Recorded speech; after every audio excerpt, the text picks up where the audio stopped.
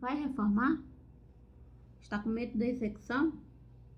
Então vem comigo que eu vou te apresentar 7 dicas para economizar na execução da sua reforma.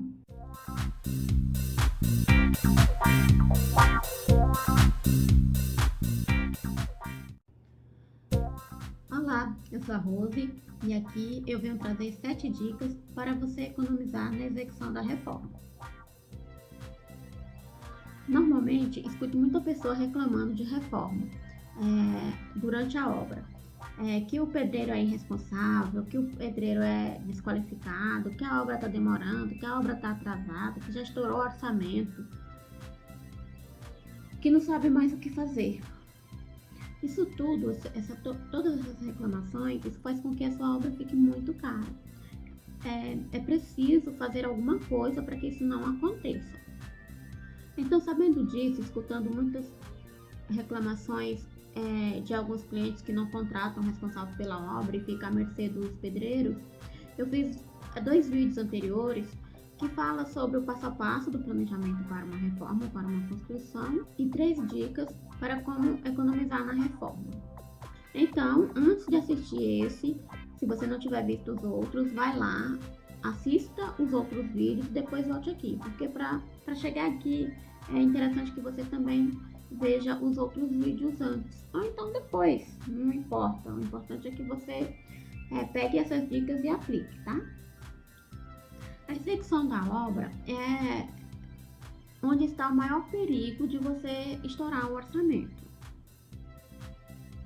Então, na hora da execução da obra, é preciso tomar muito cuidado e seguir todo o planejamento direitinho. Então, vamos lá para as dicas. A primeira dica é que você precisa, você já deve saber, né? Ter todos os projetos aprovados na prefeitura. O projeto arquitetônico aprovado na prefeitura e os projetos complementares com as RTs aprovadas na prefeitura, ok? Os projetos complementares, eles não vão para a prefeitura, mas as RTs desses projetos vão. Então, para você ter um projeto aprovado na prefeitura, você também tem que ter os projetos complementares. E também, para que sua obra fique econômica, você precisa de todos os projetos, do arquitetônico e dos complementares também, tá? Todos aprovados pela prefeitura. Isso mais para cidade que tem fiscalização, tá? Porque tem cidade que não tem fiscalização e que, por mais que você leve os projetos para a prefeitura, de repente lá na prefeitura não tem nem profissional para analisar esses projetos, tá? Então, nas cidades que precisam, que tem essa fiscalização, tem que estar aprovado pela prefeitura. Na cidade que não tem, você precisa dos projetos até para você não ter estresse na obra. Você precisa dos projetos sim, mas eles não precisam estar aprovados na prefeitura, tá bom?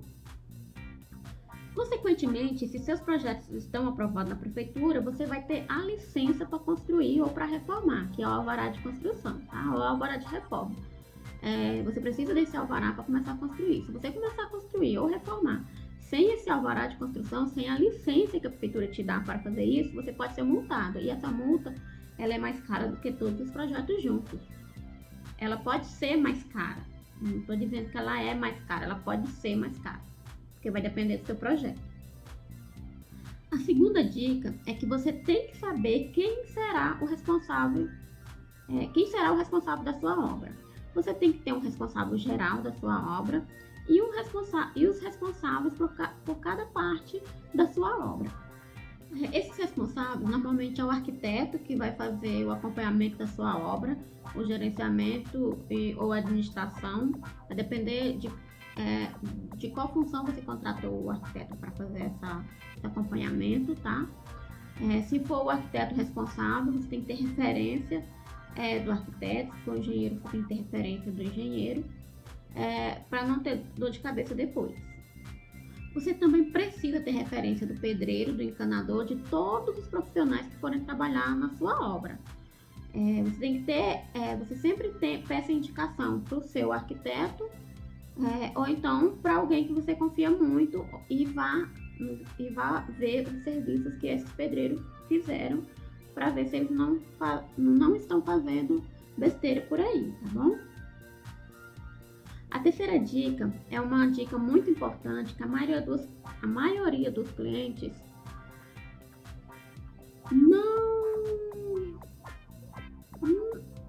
vamos dizer que não se importa muito ou se esquece, não sei. É uma dica muito importante, é o seguinte: para você fazer uma reforma ou uma construção, é interessante que você tenha o valor integral da sua obra.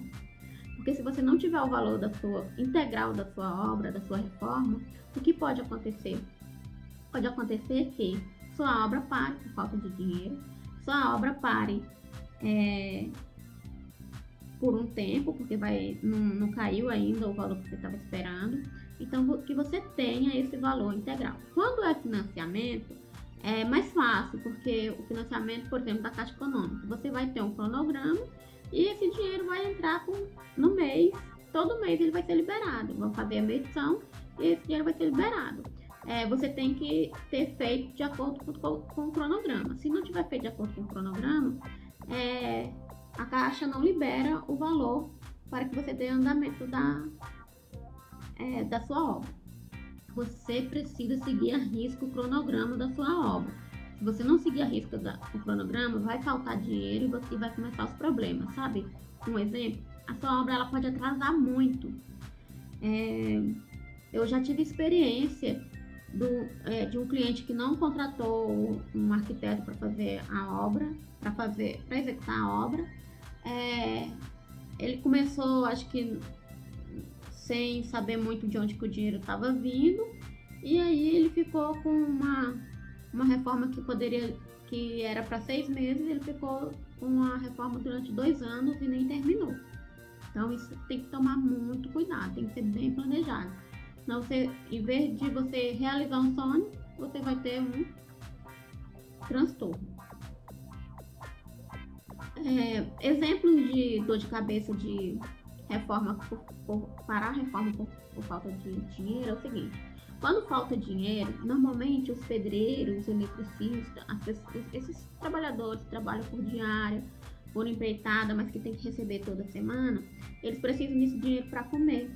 E aí, se você não tem dinheiro para pagar eles, porque faltou dinheiro, o que eles vão fazer? Eles vão largar a sua obra, vão atrás de outra construção, de outra obra, e na hora que seu dinheiro chegar, eles estão ocupados. E aí começam os problemas. Pensa nisso, tá? A quarta dica é que você tem que saber onde é que você vai comprar todo o seu material de construção. Você precisa saber onde vai comprar, qual é a loja que vai fornecer todo esse material, quais são as lojas. Você precisa saber dos prazos desses materiais. Você precisa saber os prazos dos fornecedores. Normalmente a loja dá um prazo, mas aí quando vai fazer o pedido do fornecedor, o fornecedor não tem a pronta entrega, vai ter que ir para a indústria para fazer principalmente piso. E aí você planejou uma coisa, aconteceu o imprevisto e não consegue pegar todo o material no prazo. Isso pode atrasar até o seu cronograma lá da Caixa Econômica, se for financiado, tá? Então isso é muito importante. Você precisa saber todos os prazos dos seus fornecedores, das suas lojas, onde você vai comprar. E de preferência que já tenha comprado, para que na hora de executar você não tenha problema de ter que esperar chegar. A quinta dica, como em quase todos os meus vídeos, organização. Rose, lá vem você falar de organização. Sim, falo sempre de organização. Organização também na obra é contra estresse. Obra já é estressante. E se for desorganizada, você vai pirar. Então, organização também no canteiro de obra, organização também na obra, tá? Se você tiver um espaço grande onde você tem um canteiro de obra, um barraquinho lá no fundo, você pode guardar todo o material pequenininho de forma bem organizada nesse barraco, que é o canteiro de obra. Ou então, se você não tiver espaço no seu lote, você pode determinar um cômodo para que você possa guardar esse material bem organizado. Quando você tem um cronograma, você sabe o que vai usar primeiro ou não. Então, você pode fazer isso tudo bem organizado, tá? De acordo com o cronograma. Eu tô falando de material pequeno, que tem que ser guardado dentro de ambientes. Não tô falando de tijolo nem de areia, tá? Isso daí tem que estar organizado também, mas não tem como ser dentro de ambiente. E lembrando, obra organizada, obra econômica. A sexta dica é o cronograma físico-financeiro. Eu já falei dele lá anteriormente, mas aqui também eu friso novamente. Ele tem que ser seguido à risca. Se o cronograma diz que a primeira etapa da sua obra é do dia tal ao dia tal, você tem que seguir esse cronograma. Porque se você atrasar a primeira etapa, você atrasa a segunda, atrasa a terceira e assim por diante. Então, sua obra vai atrasar no final. Atrasa aqui, atrasa ali, atrasa lá. No final é um atrasão. Sétima dica é uma dica que normalmente as pessoas não sabem. Normalmente, muita gente sabe, mas normalmente não sabe. Vou te perguntar, para onde o resto da sua obra, o entulho da sua obra vai? Ah, Rose, eu vou contratar um container para colocar o entulho, né? Tá, mas a minha pergunta é o seguinte: a empresa que você contratou o container vai mandar esse entulho para onde? Você sabe disso? Para onde vai o seu entulho? Sabia que o local que vai ser jogado esse entulho pode ser um manancial? Pode ser uma beira de rio? Pode ser um lugar desapropriado? Pode ser uma área verde?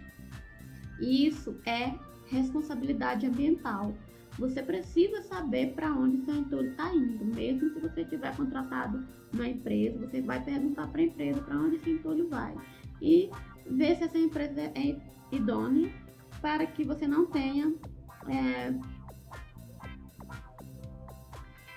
prejuízos econômicos, porque isso dá multas absurdas. Então, sempre lembrando, lembra da sustentabilidade? Pois é, a responsabilidade ambiental. Então é isso. Se você tiver gostado, curta aí o vídeo, compartilhe com seus amigos, compartilhe com alguém que esteja querendo reformar, querendo construir, para que ela possa tirar todas as dúvidas. Se você tiver alguma dúvida, me conte aí nos comentários, que eu terei o prazer de responder aqui em forma de vídeo. Então é isso. Eu sou a Rose, arquiteta das Três Rosas da Arquitetura. Tchau!